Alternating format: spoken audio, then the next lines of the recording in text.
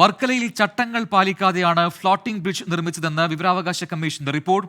തീരദേശ പരിപാലന ചട്ടങ്ങൾ പാലിച്ചില്ല. കോസ്റ്റൽ സോൺ മാനേജ്മെന്റിന്റെ അനുമതിയും വാങ്ങിയിട്ടില്ലെന്നും റിപ്പോർട്ടിൽ പറയുന്നുണ്ട്. ഹരികൃഷ്ണൻ നൽകും തിരുവനന്തപുരത്ത് കൂടുതൽ വിവരങ്ങൾ. ഹരി, ഈ വർക്കല ഫ്ലോട്ടിംഗ് ബ്രിഡ്ജ് അപകടത്തിലാണ് ഇപ്പോൾ ഈ വിവരാവകാശ കമ്മീഷന്റെ റിപ്പോർട്ടിൽ നിർണായകമായ ചില കാര്യങ്ങൾ പറയുന്നത്. ഇതിൽ അനുമതിയില്ലാതെയാണ് ഈ ബ്രിഡ്ജ് നിർമ്മിച്ചത്. ഒപ്പം തന്നെ ഈ ചട്ടങ്ങൾ പാലിച്ചില്ല എന്നും പറയുന്നു. വിവരങ്ങൾ.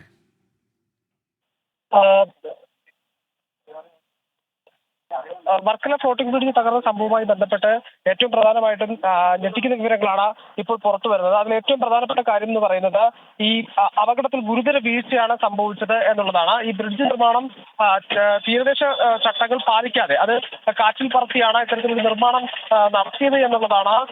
തീരദേശ പരിപാലന ചട്ടങ്ങൾ പാലിക്കാതെയാണ് നിർമ്മാണം നടത്തിയിരിക്കുന്നത് എന്നുള്ളതാണ് ഇപ്പോൾ ലഭിക്കുന്ന പ്രധാനപ്പെട്ട വിവരം. അതായത് ഈ ലയോള കോളേജിലെ ഒരു അധ്യാപകനായ സഞ്ജീവ് എസ് ജെ എന്ന ആൾ ഈ ഫ്ലോട്ടിംഗ് ബ്രിഡ്ജ് നിർമ്മാണത്തിന് മുമ്പ് തന്നെ ഇതുമായി ബന്ധപ്പെട്ട ഒരു വിവരാവകാശം നൽകിയിരുന്നു. ഈ വിവരാവകാശത്തിനുള്ള മറുപടിയിലാണ് ഇത്തരത്തിലൊരു മറുപടി ലഭിച്ചിരിക്കുന്നത്. അതായത് തീരത്തെ ഏതുതരം നിർമ്മാണ പ്രവൃത്തികൾക്കും ഈ KCZMയുടെ അനുമതി വേണമെന്നാണ് ചട്ടം.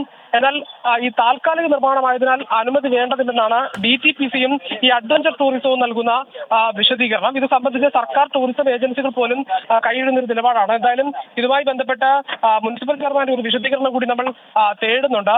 ഇതിൽ ഏറ്റവും പ്രധാനപ്പെട്ട കാര്യം എന്ന് പറയുന്നത് ഈ കോസ്റ്റൽ മാനേജ്മെന്റിന്റെ അനുമതി പോലും ഈ ഫ്ലോട്ടിംഗ് ബ്രിഡ്ജ് നിർമ്മിക്കുന്നതിന് വേണ്ടിയിട്ട് ഇവിടെ ലഭിച്ചിട്ടില്ല എന്നുള്ളതാണ്. അതായത് ഈ വർക്കല ബീച്ച് ഇതുമായി ബന്ധപ്പെട്ട ഈ ഫ്ലോട്ടിംഗ് ബ്രിഡ്ജ് നിർമ്മാണത്തിന് അനുമതി ലഭിക്കുന്ന ഒന്നല്ല എന്നുള്ളതാണ് ഏറ്റവും പ്രധാനപ്പെട്ട വിവരം. ശരി, ഹരികൃഷ്ണനാണ് വിവരങ്ങൾ നൽകിയത്.